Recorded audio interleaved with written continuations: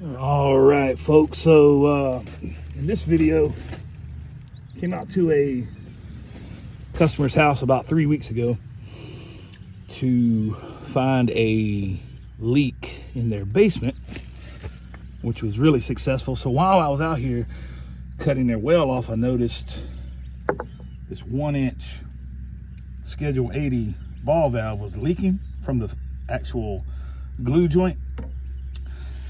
So I told him, I said, hey, what we need to do, go ahead and get ahead of the curb, cut all this out and install some new ball valves and install this new section right here from the well pump backflow to the actual tank itself. So what I'm gonna do, I'm gonna replace all 3 of those ball valves with solid brass PEX ball valves. As you can see here, I've got 1-inch PVC by PEX adapters. I'm gonna come down here with PEX, put a ball valve here, 2 T's, ball valve in the middle. Brass, I removed those plastic male adapters. I'm gonna put brass PEX male adapters here. So this entire section will be PEX and 3 ball valves right in here.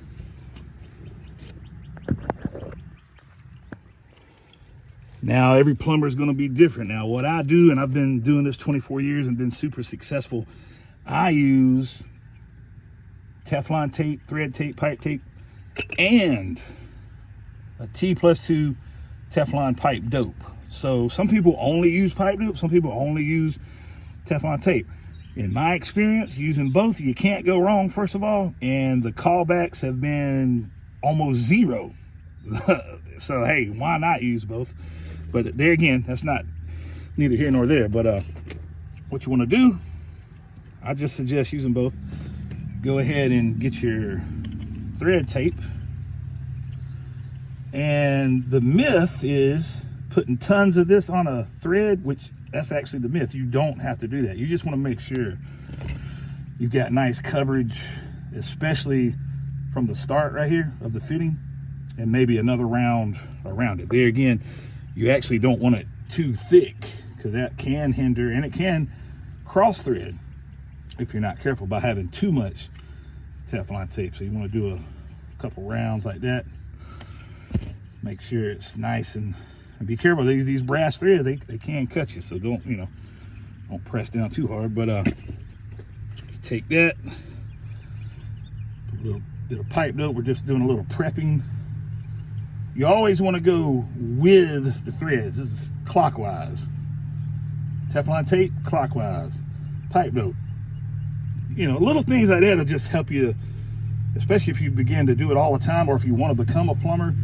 If you're getting these small habits like that, the good habits, not all habits are bad, so you can get some good habits for where you're not even thinking about this. These little things like that, these little habits, it's just like breathing, right? So what I'm gonna do is take that, get my threads started, make sure it doesn't cross thread. Let's see if I can do this. Get this guy on here. Okay, got a nice start on that. And then the same exact thing over here on this tank T. And obviously, I'm gonna tighten this bad boy up here.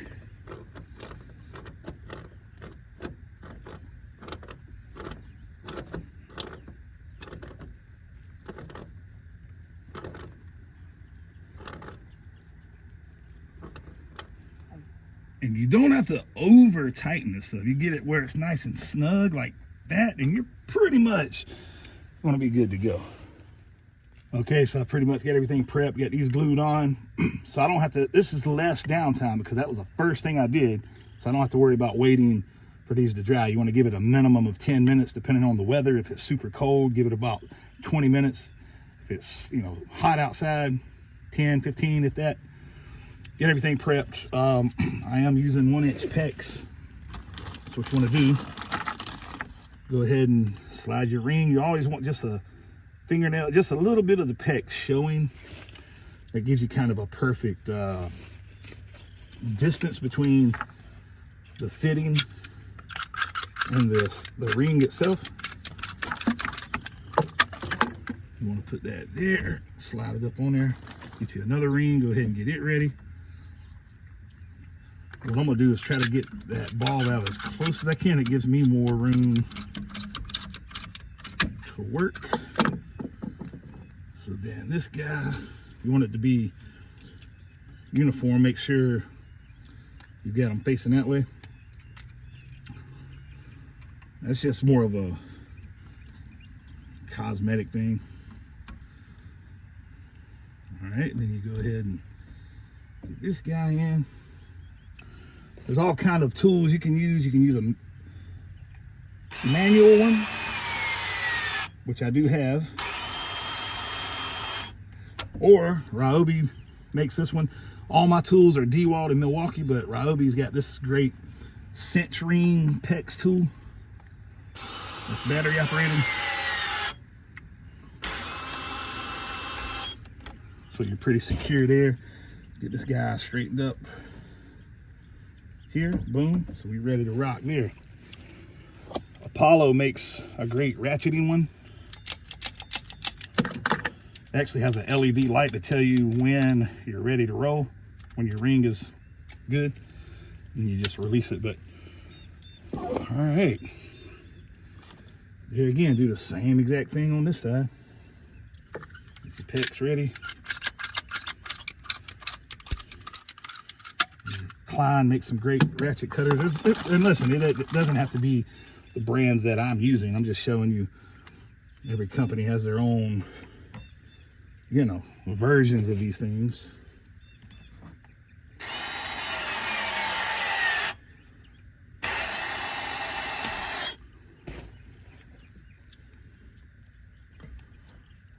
Okay, moving along pretty smooth so far, so that's great.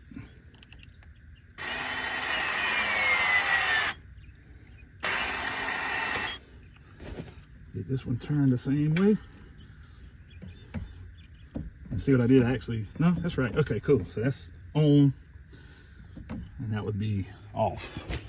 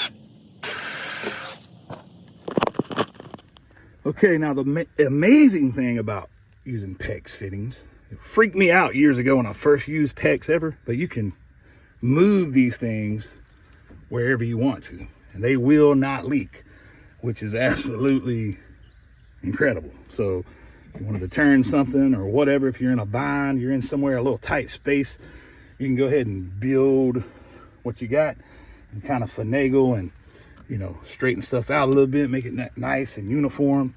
Anyways, if you like this video, if you got other ideas of how you would do it, if you say, why didn't you just use PVC?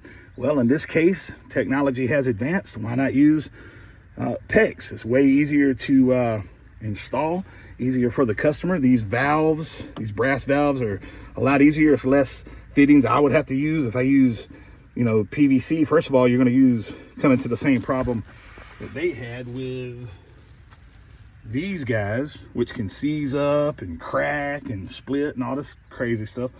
So this is just a, you know, nice little upgrade. Easy on the hands. Hit the thumbs up, share the video. Let me know what you think.